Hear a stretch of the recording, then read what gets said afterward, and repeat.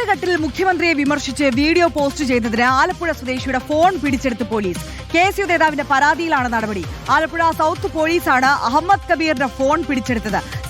സംഭവം വാർത്തയായതോടെ police phone വിട്ടു നൽകുകയായിരുന്നു. മനീഷ് മഹിപാൽ കൂടുതൽ വിവരങ്ങളുമായി നമുക്കൊപ്പം ചേരുകയാണ്. മനീഷ്, ഇത് സർക്കാരിനെ സംബന്ധിച്ച് നാണക്കേടുണ്ടാക്കുന്ന ഒരു സംഭവം തന്നെയാണ്. അതെന്താണ്, വിമർശിക്കാൻ ഈ നാട്ടിൽ ആർക്കും അവകാശമില്ലേ എന്ന് സ്വാഭാവികമായും ഏതൊരു പൊതുജനവും ചോദിച്ചു പോകുന്ന വിഷയം.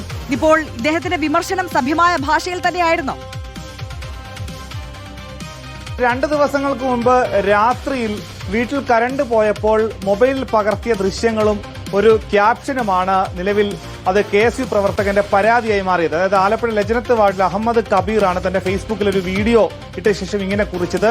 പൂക്കി ഭരണകാലത്ത് ഒരു പിതാവിന്റെ ഗതികേട് എന്ന രീതിയിലായിരുന്നു ആ പോസ്റ്റ്. ആ പോസ്റ്റിനകത്ത് ദൃശ്യങ്ങളിൽ 2 മക്കൾ രാത്രി 2:30-ക്ക് ഉറങ്ങാതെ കിടക്കുന്നു. അതായത് കറണ്ട് പോയി എന്ന രീതിയിൽ 1.5 മണിക്കൂറോളം നേരിട്ട ബുദ്ധിമുട്ട്, അത്തരം കാര്യങ്ങളായിരുന്നു ഉണ്ടായിരുന്നത്. അതിൽ പൂക്കി ഭരണകാലത്തെ എന്ന രീതിയിലായിരുന്നു അതിനകത്ത് ക്യാപ്ഷൻ ഉണ്ട്. പക്ഷേ അതിൽ മുഖ്യമന്ത്രിയെ അപമാനിക്കുന്നു, മുഖ്യമന്ത്രിയെ അവഹേളിക്കുന്നു, മുഖ്യമന്ത്രിയെ ആ രീതിയിലുള്ള പരാതിയാണ് വന്നത്. ആ പരാതിയുടെ അടിസ്ഥാനത്തിൽ പക്ഷേ നിയമ നടപടി എടുക്കാനുള്ള ക്യാപ്ഷൻ അല്ലെങ്കിൽ അത്തരത്തിലുള്ള കണ്ടന്റ് ആ വീഡിയോ ഇല്ലായിരുന്നു.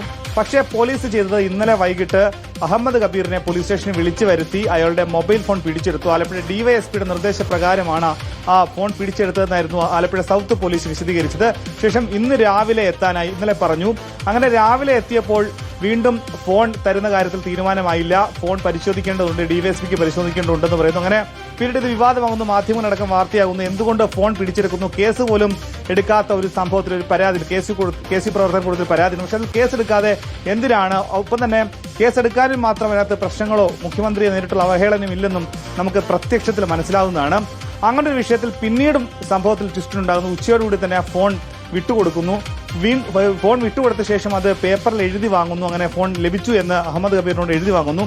അങ്ങനെ അതിനുശേഷം വീണ്ടും വിളിച്ചു വരുത്തുന്നു, ഫോൺ വാങ്ങുന്നു, DYSPക്ക് വീണ്ടും പരിശോധിക്കണമെന്ന് പറയുന്നു. അങ്ങനെ 2 തവണയാണ് ഫോൺ പിടിച്ചത്. വൈകിട്ടോടുകൂടിയാണ് ആ ഫോൺ പിന്നീട് മാധ്യമങ്ങളടക്കം വലിയ വാർത്തയൊരു വിട്ടയച്ചത്. ഇവിടെ മുഖ്യമന്ത്രിയെ അപകീർത്തികരമായ രീതിയിൽ ഫേസ്ബുക്കിൽ കുറിച്ചു എന്ന രീതിയിലാണ് ഇയാൾക്കെതിരെ പരാതി വന്നെങ്കിലും ഫോൺ പിടിച്ചത് എന്തെന്നുള്ള ചോദ്യം ഇപ്പോഴും അവശേഷിക്കുകയാണ്. അതെ.